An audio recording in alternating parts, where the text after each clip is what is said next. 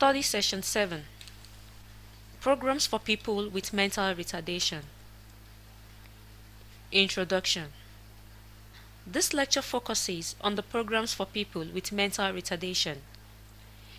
In the course of this lecture, we shall expose the major programs which the mentally retarded highly need to improve their day-to-day activities.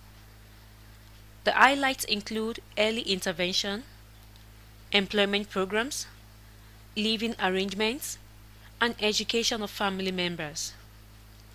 Objectives. At the end of this lecture, you should be able to 1. Identify the programs needed for people with mental retardation. 2. Explain the programs for people with retardation. Content. Early intervention. Programs such as Head Start have not produced dramatic increases in intellectual ability among at-risk children, those from low-income families. But long-term follow-up studies have found that they do produce positive results. Children who participated in early intervention programs were found to perform better in schools than non-participants, and the difference between the two groups continued to widen until the 12th grade. In addition, a greater proportion of the participants in early intervention finished high school, which no doubt helped them obtain and hold better jobs. The programs also positively influenced the families of participants. They rated the programs as personally helpful, spent more time working with their children on school tasks, and perceived their children as becoming happier and healthier. Employment programs. People with mental retardation can achieve more than was previously taught. The parents of one teenage boy, for example, were told that he will always be childlike and that the only job he would ever be fit for was stringing beads. Another person with moderate retardation, who spent most of his time staring at his hands and rubbing his face, also appeared to have a dismal future. Both of these men now have paying jobs, one as a janitor and the other as dishwasher. Programs designed to help people with mental retardation learn occupational skills are largely responsible for the improved outcomes of these men and others like them. Gains made in social and vocational skills appear to be maintained or increased in follow-up studies. Living arrangement. Institutionalization of people with mental retardation is declining, as more individuals are placed in group homes or in situations in which they can live independently or semi-independently within the community. The idea is to provide the least restrictive environment that is consistent with their condition and that will give them the opportunity to develop more fully. Although the implication seems to be that institutions are bad places, they do not have uniformly negative effects.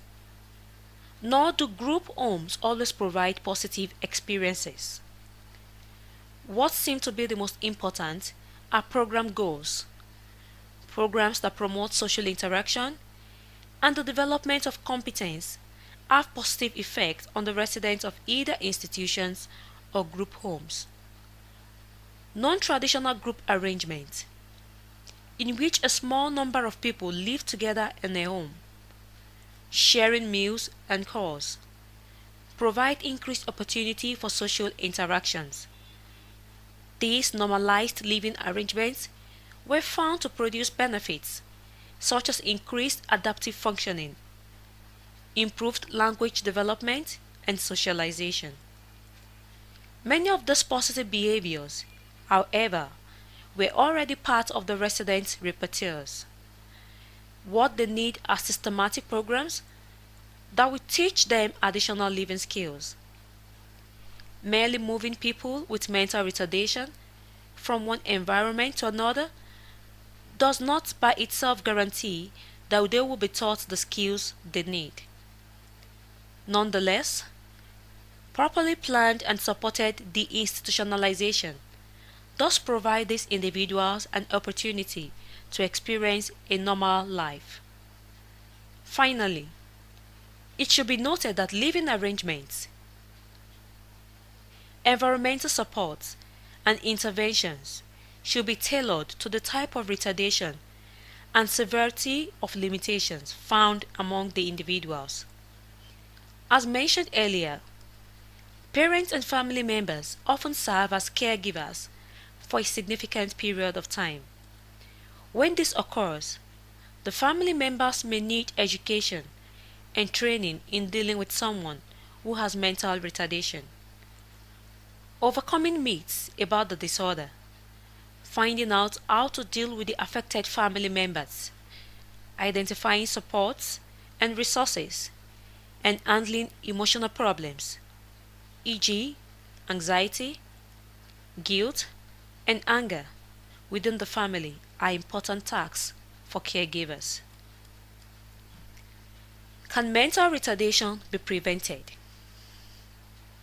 During the past 30 years, significant advances in research have prevented many cases of mental retardation. For example, every year in the United States, advanced research have prevented 1. 250 cases of mental retardation due to phenylketonuria (PKU) by newborn screening and dietary treatment. 2. 1,000 cases of mental retardation due to congenital hypothyroidism thanks to newborn screening and thyroid hormone replacement therapy. 3. 1,000 cases of mental retardation by use of anti-Rh immune globulin to prevent Rh disease and severe jaundice in newborn infants. 4. 5,000 cases of mental retardation caused by Hep disease by using the Hep vaccine.